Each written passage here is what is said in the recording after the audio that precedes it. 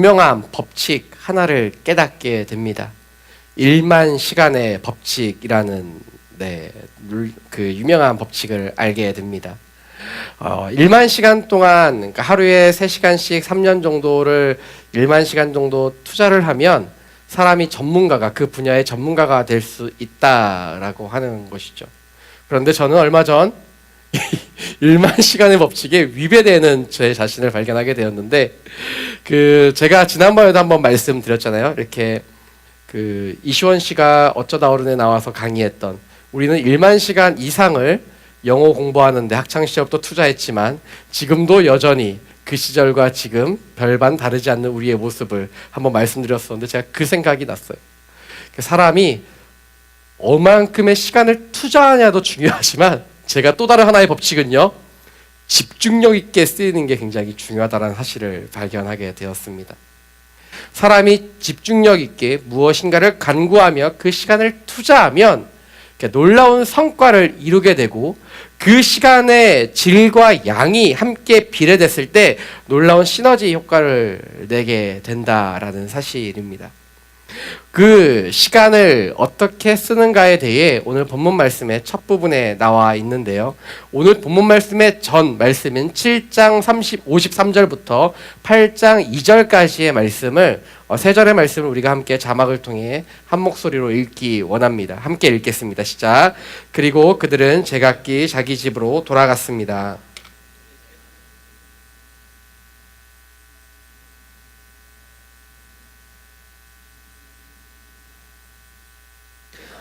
그들을 가르치실 때. 아멘. 오늘 본문 말씀을 통해 볼 수 있는 첫 번째는 무엇인가? 시간의 은혜를 누리며 살아가야 한다라는 사실입니다. 방금 읽은 본문에서 그들은 제각기 집으로 돌아갔다, 그리고 예수님께서는 올리브 산으로 가셨다라고 기록하고 있습니다. 이 본문에 나오는 그들이라고 지칭된 사람들은 바리새파 사람들과 율법학자들을 이야기합니다. 그들은 저녁이 되자 집으로 돌아갔다고 기록되어 있고, 예수님은 언제나 그러셨던 것처럼 올리브산, 혹은 개역개정이나 개역 한글에 보면은 감람산이라고 하는 그 산으로 올라가셨습니다. 그 산으로 가신 이유는 기도를 하기 위함이었습니다. 그리고 문제는 바로 이른 아침 혹은 새벽이라고 불리는 그 사이, 밤부터 집으로 돌아간 그 시점부터 해가 뜨기 바로 직전까지에 있었던 그 시간 가운데 여러 가지 일들이 일어나게 됩니다. 성경에는 기록되어 있지 않지만 성경을 유심히 묵상하다 보면 그 시간대에 어떠한 일들이 있어났는지를 충분히 우리가 유추해 볼 수 있습니다. 이 시간에 바리새파 사람들과 예수님은 자신의 거처가, 머무는 거처가 달랐습니다. 같은 시간을 보냈지만 다른 결과를 가져오게 됩니다. 예수님은 하나님과의 교제의 시간을 가졌지만 다른 한쪽은 자신들의 자존심을 지켜내는데 사용했습니다. 7장부터 바리새파 사람들은 예수님을 고소하고 싶었고 잡고 싶었습니다. 하지만 잡을 수가 없었습니다. 공격하고 공격하지만 자신들의 마음처럼 예수님께서 그렇게 쉽사리 잡혀주지 않으셨습니다. 그래서 그들이 선택한 방법은 가늠한 여인을 잡아 예수님을 공경에 빠뜨리려고 하는 계획을 세우게 됩니다.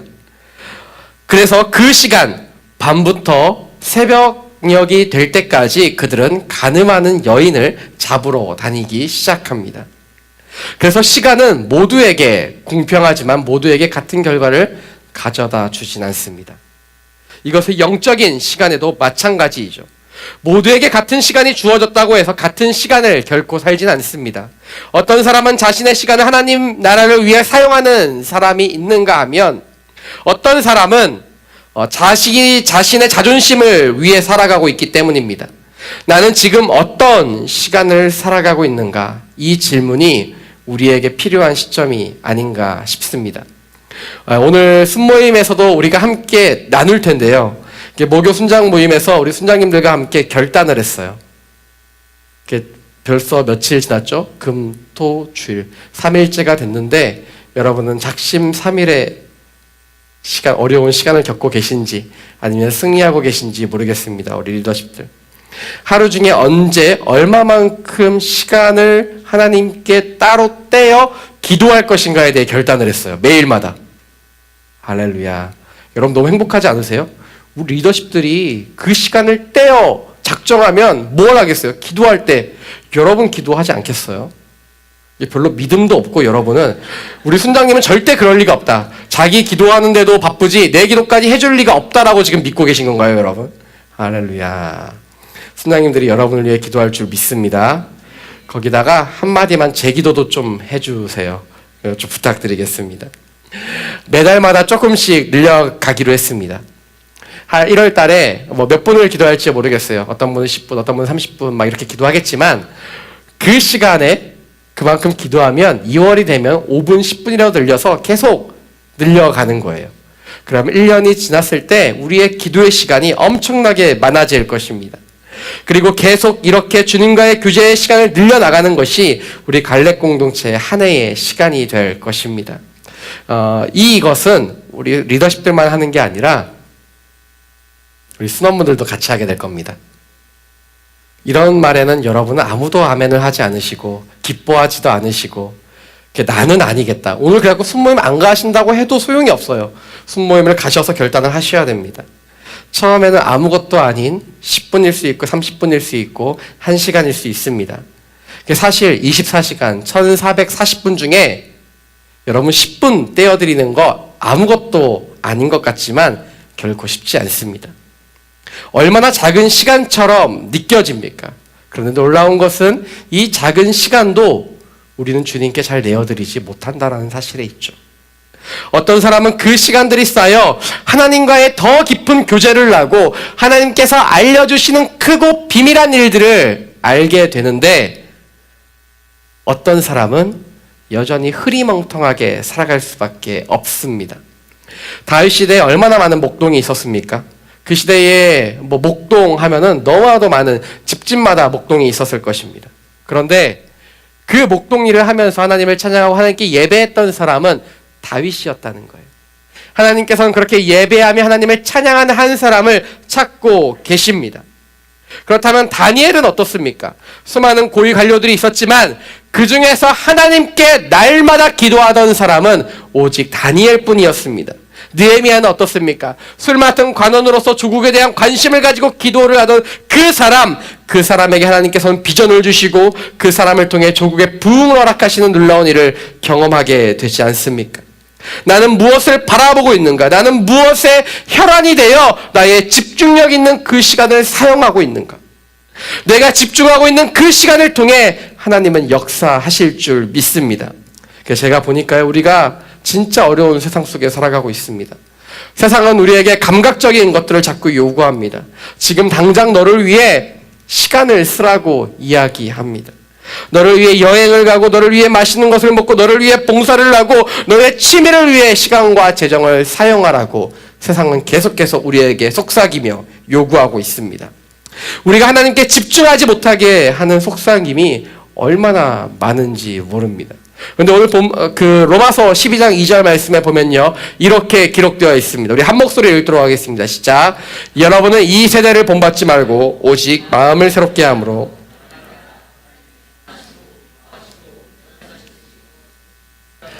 하나님의 선하시고 기뻐하시고 온전하신 뜻을 우리가 분별해야 한다라고 말씀하고 있지 않습니까? 그런데 그 전에 말씀하시는 것이 무엇이라 말씀하시냐면 너희는 이 세대를 본받지 말라라고 말씀하고 있습니다. 사랑하는 여러분, 이 세대가 우리에게 말하고 생각하는 것들로부터 우리가 분별해야 하는 줄 믿습니다. 그리고 하나님의 온전한 뜻을 분별하며 우리는 살아가야 합니다. 모두가 바리새파 사람들이 의롭다 하고 그들의 삶을 본받으려 해도 우리는 그렇게 살지 말고 오직 예수 그리스도를 따라 본받으며 살아가야 할 줄 믿습니다. 나를 위해 밤새 무엇인가 찾아가는 인생이 아니라 밤새도록 하나님과의 깊은 교제 가운데 나아가는 예수 그리스도의 삶을 본받는 저와 여러분의 삶이 되시기를 축원합니다. 하나님께서는 시간이라는 은혜를 우리에게 모두에게 공평하게 허락하셨습니다. 나는 그 시간을 무엇을 위해 사는가? 내 선택에 달려 있습니다. 바리새파 사람들과 같이 나의 자존심을 지키기 위해 다른 사람의 잘못을 짚어내기 위한 삶을 살아갈 것인가? 아니면 하나님과 깊은 교제를 하며 살아갈 것인가? 여러분은 어떤 삶을 사시겠어요? 삶의 시간을 주님께 드리며 주님과의 깊은 교제 속에 살아가는 저와 여러분의 삶이 되시기를 축원합니다. 오늘 본문 말씀 우리가 계속해서 읽고 말씀을 나누었으면 좋겠는데요. 3절부터 6절까지의 말씀입니다. 우리 한 목소리로 읽도록 하겠습니다. 시작. 율법 학자들과 바리새파 사람들이 간음을 하다가 잡힌 여인을 끌고 와서 사람들 앞에 세우고 예수께 말했습니다. 선생님,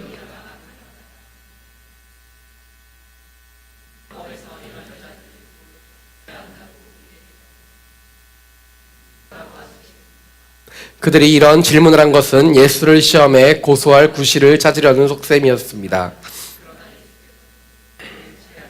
손바닥으로 쓰기 시작하셨습니다. 아멘. 오늘 본문 말씀을 통해 볼 수 있는 두 번째는요, 마음의 갈망을 회복해야 한다라는 사실입니다. 바리새파 사람들과 율법학자들은 한 여인을 예수님 앞에 내어놓습니다. 데리고 왔다라고 하기도 좀 뭐하게 끌고 왔을 것입니다.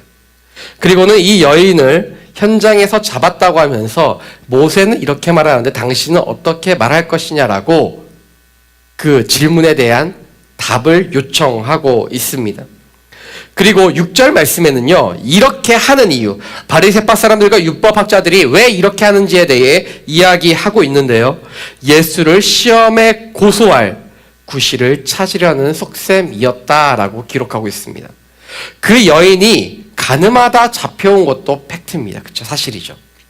그리고 모세가 율법에서 돌로 쳐 죽여야 한다라고 하는 것도 팩트입니다. 팩트와 팩트가 만났다고 해서 그 모든 것이 결코 선한 것은 아닙니다. 그들은 예수님을 향해 선생님이라고 부르며 대답을 강요하고 있습니다. 선생이라고 말하는, 오늘 본문에서 말하고 있는 디다스칼레라는 이 단어는요, 랍비어 선생이여라고 번역된, 흔히 우리가 성경에서 보는 바로 그 단어인데요, 그 단어로 질문했을 때는 분명히 그 불림을 받는 사람은 대답을 해줘야만 했습니다. 대답을 하지 않고 회피하면 굉장히 큰 수치로 간주되었습니다. 즉, 예수님께서 답을 해도 문제가 되는 것이고 답을 하지 않아도 회피하기 때문에 문제가 되는 상황에 예수님은 놓여 있었던 것이죠. 바로 그런 이 상황을 만들기 위해 바리새파 사람들은 그 밤에 간음하는 여인을 찾아다닌 것입니다. 그렇다면 그 밤은 어떤 밤이었는가? 7장에 보면 이 마지막쯤에 무엇이 끝나고 있었다라고 하냐면요, 초막절이 끝나고 있었다라고 기록하고 있습니다. 초막절.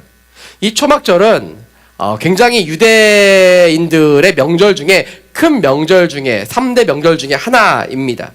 그리고 이 명절은 그 어떤 명절보다도 기쁨과 감사가 굉장히 넘치는 명절입니다. 그래서 이 초막절이 끝나는 이 밤이 7장 53절과 8장 1절에 나오는 밤입니다. 그리고 초막절이 끝나고 난 다음 날이 바로 오늘 본문의 상황입니다. 그런데 이 밤과 아침 사이에는 초막절 축제의 클라이막스라고 할 수 있는 아주 중요한 행사가 있었습니다. 이 마지막 밤은요, 초막절의 마지막 밤은 온라인 축제를 하는 곳이에요. 밤새도록 찬양을 하고 음악을 틀고 춤을 추고, 그 사람들이 여인의 뜰이라는 곳에서 남자들이 그렇게 춤을 추고 축제를 하면 그곳이 보이는 그 발코니 같은 데에서 여인들이 밤새도록 그 광경을 바라보며 굉장히 축제를 즐기는, 밤새도록 가물을 즐기는 밤이 바로 이 밤이었습니다. 이때 마지막 축제가 끝나는 시점은 언제인가? 새벽이 닭이 울면서 해가 뜨기 시작하면서 이 축제가 마무리되기 시작하는 겁니다. 밤새도록 온 예루살렘 성 안이 시끄럽게 축제를 벌이고 있는 이 시점에 바리새파 사람들은 아까 설명한 대로 오늘 본문에 나오는 간음하는 여인을 현장에서 잡아옵니다. 모두가 축제로 들뜬 시점에 우연히 이 여인을 잡았다? 조금 뭔가 미심쩍습니다. 우연히 잡기에는 너무나도 시끄럽고 아무도 각각 개인의 삶에 집중하지 않는 시기가 바로 이 시기였기 때문입니다. 그리고 직결 심판이 가능하려면요, 이 여인이 결혼을 했거나 혹은 적어도 약혼한 상태였어야만 했습니다. 모세의 율법에 보면 간음하다 잡힌 여인으로 돌로 직결 심판할 수 있는 여인이 바로 결혼을 했거나 적어도 그 약혼을 한 여인이었기 때문입니다. 이 모든 조건을 부합하고 급하게 잡아올 수 있을 정도라고 한다면 적어도 이 바리새파 사람들이 이 여인을 그 이전부터 알았을 것입니다. 결코 우연히 잡아온 것이 아니라는 거예요. 이전에는 신경조차 쓰지 않았고, 아니 어쩌면 음란한 여자라고 욕하지만 속으로는 그들 스스로 음욕을 품었던 그 여인을 자신들의 목적을 달성하기 위해 하나의 도구로 사용하고자 한 것입니다. 그렇다면 예루살렘 성 안에 같은 마을에 살고 있던, 지금 예수님의 주변에 모여들었던 그 사람들은 어떻습니까? 그들 모두 같은 마음이 아니었을까요? 그들의 마음속에 도대체 무엇이 있었길래 이 여인을 향해 돌을 던지려고 했고 예수님의 한마디에 모두가 도망치게 되는 일들을 보게 되는 것일까요? 여인을 잡아온 종교인들이나 그 여인을 함께 돌로 직결 심판하려 했던 그 마을 사람들이나 모두 다 똑같았다라는 것입니다. 더러운 여자라고, 율법을 어긴 저 여자는 죽어야 한다라고 말하고 있지만 그들의 마음속 또한 더럽고 추악하기 그지없었습니다. 로마서 2장 22절 23절 말씀을 보면요, 이렇게 기록하고 있는데요, 우리 함께 읽도록 하겠습니다. 시작.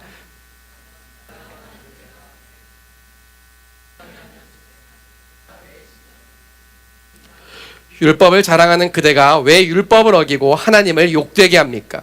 유대인들과 율법에 대해 기록한 성경 본문인데요, 유대인들이 22절에 보면요, 간음하지 말라고 하는 그대가 왜 간음하고 있냐라고 이야기합니다. 어느 특정한 한 사람에게 이야기하는 것이 아니라 유대인들 많은 사람들을 향하여 너희가 간음하지 말라고 하면서 너희가 간음하고 있다라고 이야기하고 있습니다. 그들 사회에 이미 간음이라는 죄가 만연해져 있는 것입니다. 겉으로는 번지르한데 속은 썩어져 있는 그들의 모습을 보며 우리는 아무런 찔림이 없으십니까? 그런 우리에게 예수님은 이렇게 말씀하고 계십니다. 마태복음 7장 3절부터 5절까지에 보면 이렇게 기록하고 있습니다. 어째서 너는 내 형제의 눈에 있는 티를 보면서 내 눈에 있는 들보는 깨닫지 못하느냐? 내 눈에 아직 들보가 있는데 어떻게 형제에게 내 눈에 있는 티를 빼주겠다라고 할 수 있느냐? 5절 말씀 우리가 함께 읽겠습니다. 시작. 이 위선자야, 먼저 내 눈에서 들보를 빼내어라. 그런 후에야 내가 정확히 보고 형제의 눈 속에 있는 티를 빼낼 수 있을 것이다. 우리 안에는 이미 죄악이 가득한데도 남의 죄악만을 들추며 그 사람을 정죄하고 영혼을 향한 사랑이 없이 정죄하는 우리의 마음에 먼저 내 눈에 있는 들보를 빼라라고 주님은 말씀하십니다.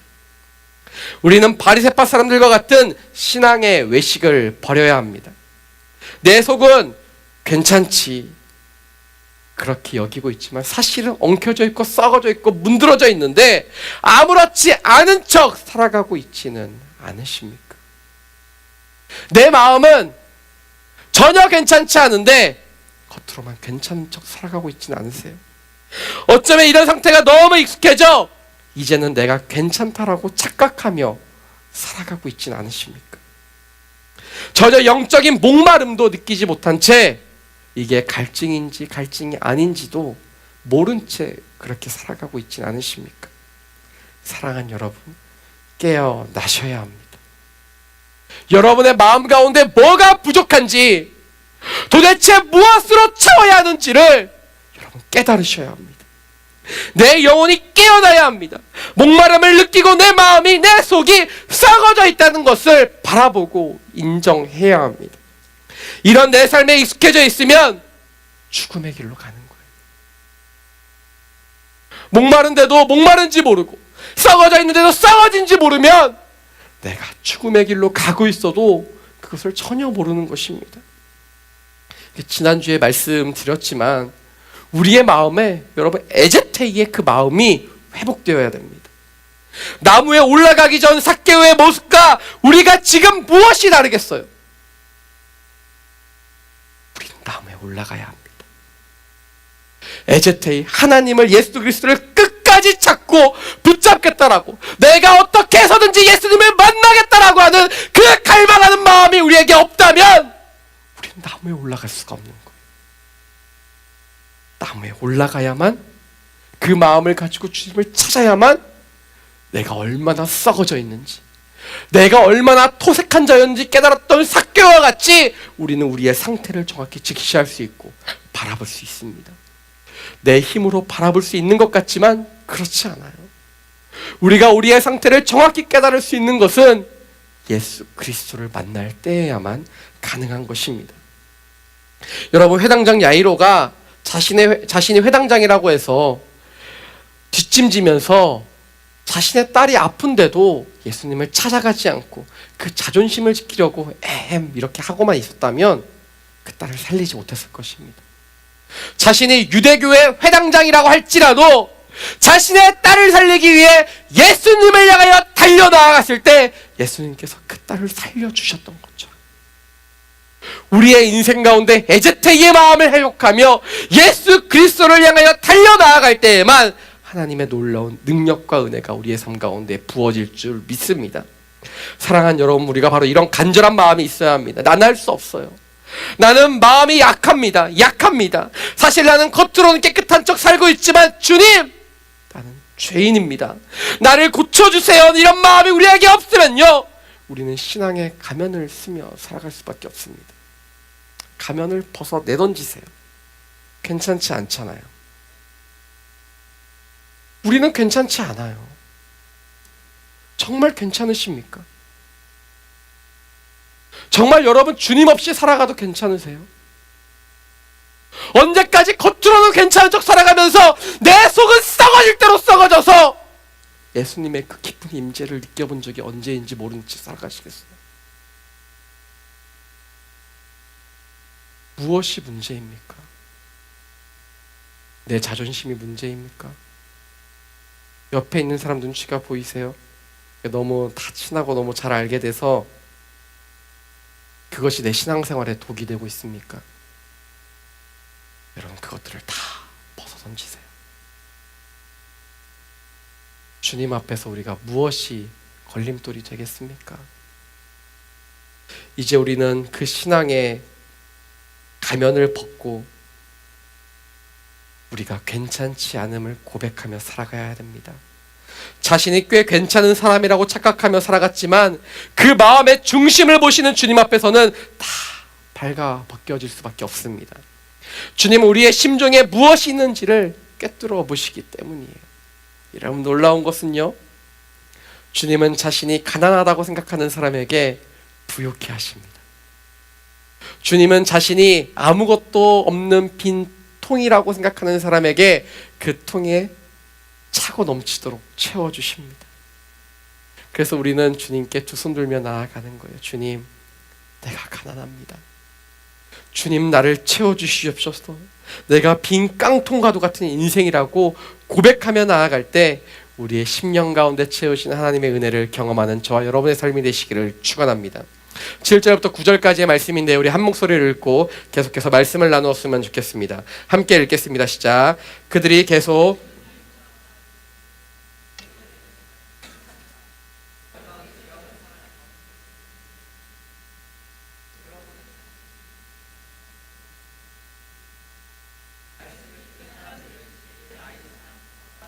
슬그머니 사라지기 시작했습니다.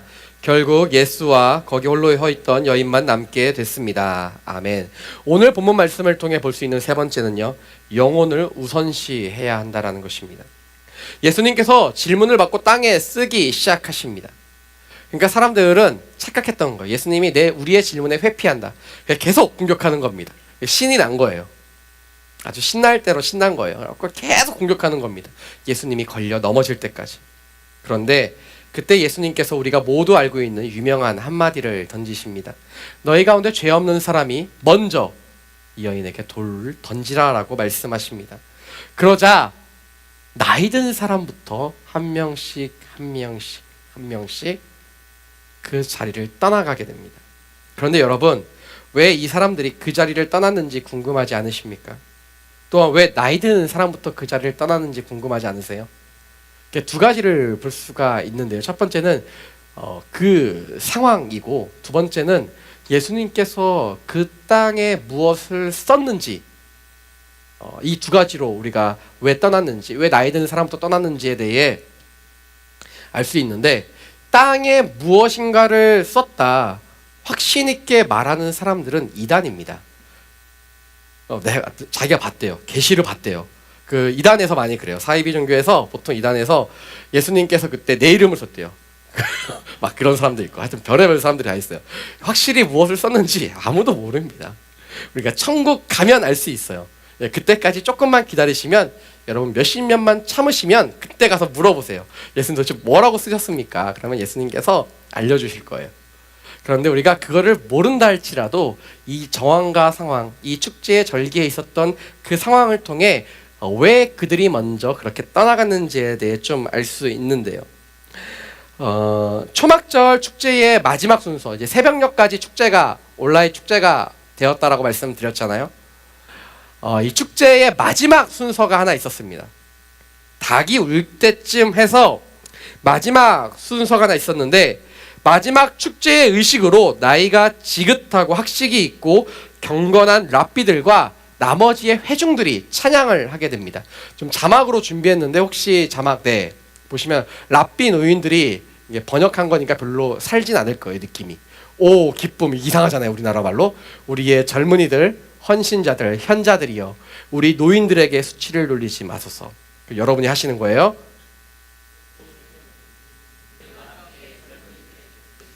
함께 읽겠습니다. 네, 젊을 때에 죄를 사함받은 자는 복이 있을지어다. 죄를 지었지만 이제 사함받은 자는 복이 있을지어다. 이들이 지금 찬양하고 있는 장막절의 마지막 축제 의식으로 찬양하고 있는 찬양의 내용이 무엇입니까? 하나님께서 우리의 죄를 사해 주셨다. 우리가 용서받았다라는 내용입니다. 이 찬양이 끝나고 나서 축제의 자리가 파하게 됩니다. 바로 그 시점입니다. 바로 그 시점에 예수님께서 성 안으로 들어오셨고 사람들이 예수님께 몰려들기 시작했고 바리새파 사람들과 율법학자들이 예수님 앞에 한 여인을 데려다 놓습니다. 바로 이 시점입니다. 이 찬양의 고백이 끝나고 난 시점인 것이죠. 죄를 용서하신 하나님에 대해 찬양의 목소리를 높였던 그들이 아이러니하게도 한 여인을 정죄하고 있습니다. 그래서 예수님께서 죄 없는 사람이 먼저 돌로 치라라고 했을 때 아무도 돌로 칠 수가 없었던 거예요. 방금 전까지 자신들은 용서받았다고 그렇게 감사하다고 기쁘다고 찬양했던 그들의 모습이 오버랩되었기 때문입니다. 그들은 예배를 해도 찬양을 해도 우리가 흔히 요즘에 이런 말로 하죠. 영혼 없이 한 거예요. 하나님을 향해 전심으로 찬양하지 않았던 것입니다. 하나님을 향해 마음으로 다 찬양하며 정말 그것이 기쁘고 감사하지 않았기 때문에 끝나자마자 한 여인을 죽일 듯이 돌을 던질 준비를 하고 있었던 것입니다. 놀랍지 않아요, 여러분? 꼭 저와 여러분의 모습 같지 않습니까? 예배가 끝나자마자 그냥 숙모임 끝나면 바로 그냥 집에 가는 길에 누가 차라도 끼어들거나 옆에서 툭 치면 아이씨 아주 욕한 거 아니에요? 아이라서 아이 다시 차오르는 나의 모습을 보며 집에 돌아갔더니 내일 볼 상사의 얼굴이 떠올라서 도저히 회사가 가기 싫고 짜증이 막 차오르는 우리의 모습과 여러분 꼭 같지 않습니까? 마음을 다하지 않으면, 전심으로 주님께 예배하지 않으면 삶이 결코 변하지 않습니다. 이들이 그렇게 찬양하였지만 죄 없는 자가 돌로 치라고 말씀하신 예수님의 음성에 그 누구도 나설 수 없었던 바로 그런 것들. 다른 날이면 몰라도 바로 장막절의 마지막 시간을 보낸 직후였기 때문에 그들은 돌로 칠 수가 없었습니다. 먼저 찬양을 부르기 시작한 노인들이었기 때문에 그들은 예수님의 그 말을 듣고 얼굴이 울그락불그락하며 그 자리를 떠나기 시작합니다. 방금 전까지 돌을 들고 여인을 향하여 던질 준비를 하던 노인부터 젊은이에 이르기까지 마음의 가책을 느끼며 하나둘씩 그 현장을 떠나기 시작하는 것이죠. 그 장소에 있던 수많은 사람들과 예수님의 차이는 무엇입니까? 수많은 사람들은 자신들이 정의롭다고 생각했지만, 그것을 위해 자신들이 돌을 들었다고 생각했지만, 예수님의 생각은 오직 저 가련한 한 여인에게 머물고 있었습니다. 예수님께서 이 땅 위에 오신 목적이 잃어버린 영혼을 찾으러 오신 것이라면, 그래서 그렇기 때문에 정의 사회를 실현하는 것보다 더 중요한 건 영혼을 향한 따뜻한 사랑이 그분의 마음에 있었고 또한 우리에게 있어야 한다라는 사실입니다. 나의 정의를 실현시키는 것보다 더 중요한 것은 영혼을 살리는 것입니다. 사람들은 목적을 이루기 위해 누군가 상처받는 것 별로 신경 쓰지 않습니다. 한 여인이 얼마나 비참했는지, 얼마나 상처를 받는지 그런 것 아무도 신경 쓰지 않습니다. 여러분 생각해 보세요. 한 여인이 그냥 그게 내가 아는 사람이라고 생각을 해보세요. 혹은 나 자신이라고. 죄를 지어서 사람들 앞에 공개적으로 그 죄가 낱낱이 드러났습니다. 더 놀라운 건 뭔지 아세요? 아무도 그 여인이 한가운데에 쓰러져 있는데도, 죄인이라고 손가락질을 당하고 있는데도 아무도 그 여인에게 별로 눈길을 주지 않습니다. 무관심과 죄인이라고 낙인 찍힌 그 상황 속에서 그 여인이 느꼈을 심정은 어땠을까요? 아무도 그녀에게 네가 왜 이런 죄를 지었냐고, 너는 죄인이라고 그런 이야기조차 하지 않습니다. 그녀는 아무 말도 할 수 없었고, 그녀는 그곳에서 있으나 없는 사람처럼 그렇게 존재해야만 했습니다. 아무도 그 여인에게 관심이 없었고, 그녀는 가늠한 여인이란 낙인을 찍힌 채 그저 심판받아야 할 사람으로 그곳에 있었을 뿐입니다. 하지만 예수님께서는 많은 사람들이 있었지만 한 영혼에 관심을 가지십니다. 그리고 그 여인을 사랑하셨듯이 우리도 사랑하십니다. 그리고 그 여인을 사랑했듯이 우리도 한 영혼을 사랑해야 합니다. 그래서 신앙생활을 진짜 잘하는 사람들, 정말 신앙이 좋다 이런 사람들은요, 영혼에 관심이 많습니다. 사랑하는 여러분, 나의 우선순위가 어디에 있습니까? 효율성입니까? 아니 정의로움입니까? 질서입니까? 그러나 저는 세상 속에서 우리가 손해보고 더 많이 참아야 한다 할지라도 영혼에 관심이 있는 저와 여러분의 삶이 되시기를 축원합니다. 아무리 맞는 말이라도요, 영혼을 먼저 생각하는 저와 여러분의 삶이 되어야 합니다. 맞는 소리 못하는 사람 없습니다. 여러분, 우리가 하는 말 웬만하면 틀리지 않아요. 다 맞습니다. 하지만 영혼을 사랑하는 마음으로 말하는 사람은 적습니다. 그렇게 우리는 영혼을 사랑하는 그 마음으로 영혼을 향하여 예수님의 마음을 가지고 살아가는 저와 여러분의 삶이 되어야 될 줄 믿습니다. 10절과 11절 말씀인데 우리가 마지막 말씀을 읽고 말씀을 마치도록 하겠습니다. 함께 읽겠습니다. 시작. 예수께서 일어나 여인에게 물으셨습니다. 여인아, 그들이 어디에 있느냐?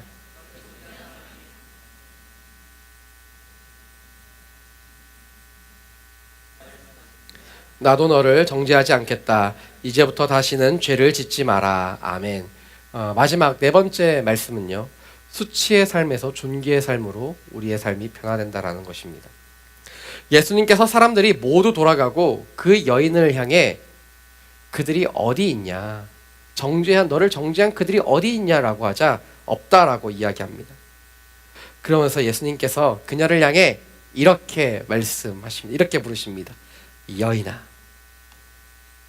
귀나이라는 단어인데요, 이 단어는 흔히 결혼한 여성을 부르는 말입니다. 귀나이. 그런데 이 음성에는, 이 단어에는 사람을 향한 존경과 존중심이 포함되어 있습니다. 상투적인 말이 아니라 부드럽고 정감이 넘치는 호칭이라는 거예요. 예수님께서 이 귀나이라는 단어를요, 자신의 어머니인 마리아에게도 사용하였고 사마리아 우물가에 있는 여인에게도 사용하셨습니다. 모든 사람들은 그 여인을 향해 간음한 죄인이라고 손가락질하며 경멸하는 눈빛으로 바라볼 때 예수님만이 그녀를 바라보시며 귀나이라고 부르십니다. 인간 이하의 취급을 받던 그녀를 향해 너는 존중받아 마땅한 사람이라 라고 말씀하고 있습니다. 모두가 자신을 돌아보지 않고 되돌아갔을 때 예수님만이 그녀를 돌보십니다. 여러분 한번 생각해 보세요. 그녀가 당했을 수치심과 무시와 경멸, 그런 것들이 얼마나 컸겠습니까? 조금 전에도 말씀하셨지만 그녀를 둘러싸고 있지만 그녀에게 어떠한 말도 가지 않고 어떠한 관심도 없었습니다. 그녀는 치욕적인 시간을 1분이 1년처럼 느껴지는 그 시간을 살아갈 수밖에 없었습니다. 사람들 앞에서 공개적으로 자신의 죄가 밝혀져 죽음보다 더한 깊은 수치심 속에 있었을 때 그녀를 향해 예수님은 말씀하십니다. 귀나에 여인아, 너는 존중받아 마땅한 여인이구나 라고 말씀하고 있는 거예요. 따뜻하고도 사랑스러운 음성으로 그녀를 향해 한 인격체로 대해주시는 그분의 말씀을 통해 그녀가 받았을 위로는 죽음을 넘어서는 생명과 나락으로 떨어지는 그녀의 자존감을 높이는 사랑의 음성이었을 것입니다. 나도 나의 죄를 알지만 그 죄가 이런 식으로 밝혀지기는 싫었을 것이고 벌레만도 못한 눈으로 쳐다보던 그 사람들의 눈빛과 인간 이하로 취급하던 그들의 말 속에서 받았던 상처는 이제는 더 이상 살아도 산 것이 아니고 차라리 빨리 죽으면 좋겠다라고 생각했을지도 모릅니다. 그런데 주님은 그녀를 여인아 라고 부르시며 그녀의 인생을 만지십니다. 가장 인생 가운데 치욕적이었던 그 시간을 주님은 만지시고 계세요.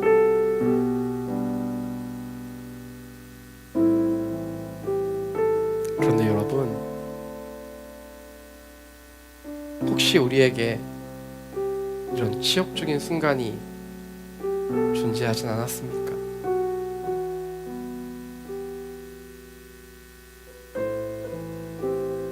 경멸의 눈빛으로 혹은 너무나도 자존심이 상하며 자존감이 떨어질 대로 떨어지는 듯한 말을 들으며 그런 상황에 놓여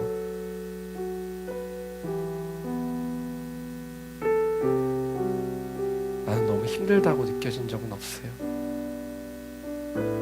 오늘 그런 분들에게 예수님은 말씀하십니다.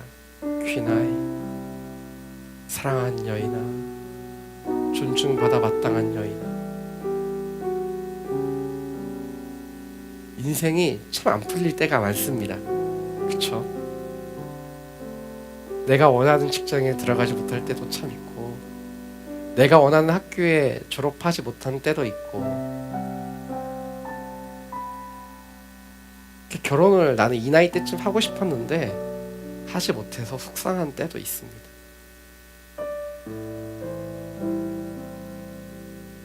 내 재정이 지금쯤 이만큼 늘어났어야 되는데 여전히 부족한 잔고를 보며 힘들 때도 있습니다.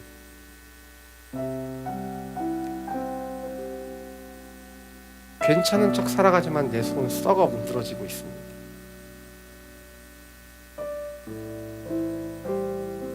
자존감이 사실은 땅바닥에 떨어져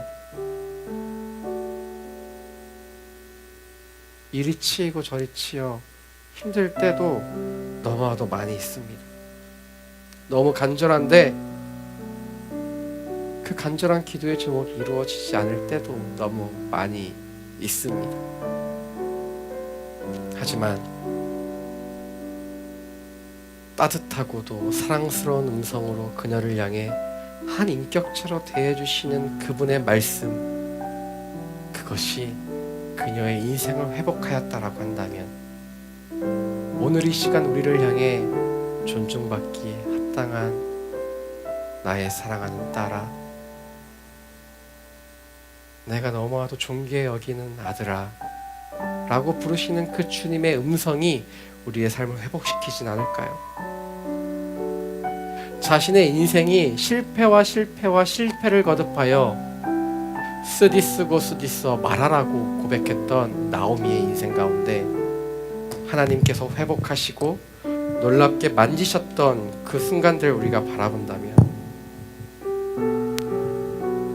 사람들은 나를 향해 쓸모없다고 인격 이하의 눈으로 쳐다보고 그런 상처가 지금도 나를 붙잡았다 할지라도 주님은 나를 세상에서 가장 존귀한 사람으로 대해주십니다. 주님 우리에게도 동일하게 말씀하십니다. 너의 조건과 상황과 환경과 사람들이 너를 어떻게 대하든지 너는 나의 가장 존귀한 자다. 사랑하는 여러분,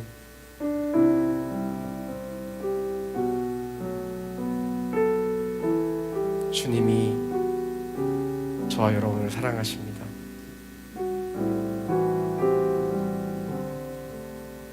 그 무엇으로도 기죽지 마세요. 세상의 그 어떤 것도 우리를 깎아내릴 수 없음을 믿습니다.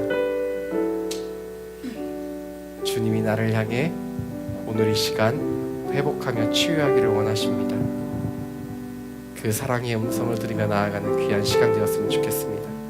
우리 함께 오늘 이 시간 주님 앞에 찬양을 하며 나아갔으면 좋겠습니다.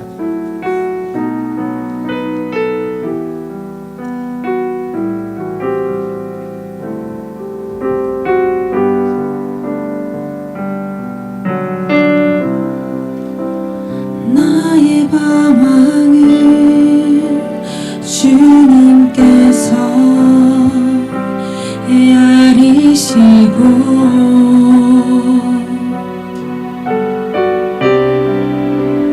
나의 눈물을 주의 병에 담으소서. 나는 비천하고 수치와 조롱에 홀로 남았으니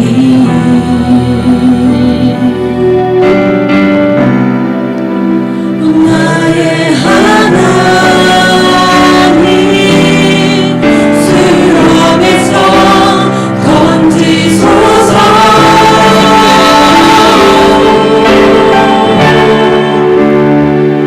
그때의 나를 새 노래를 지어 하나님의 이름을 찬양하리. 가난하고 갇힌 자들의 소리 들으시네. 구원의 하나님을 높이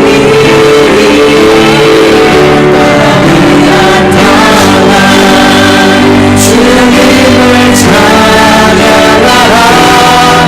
그 한결같은 사랑 구원의 은혜를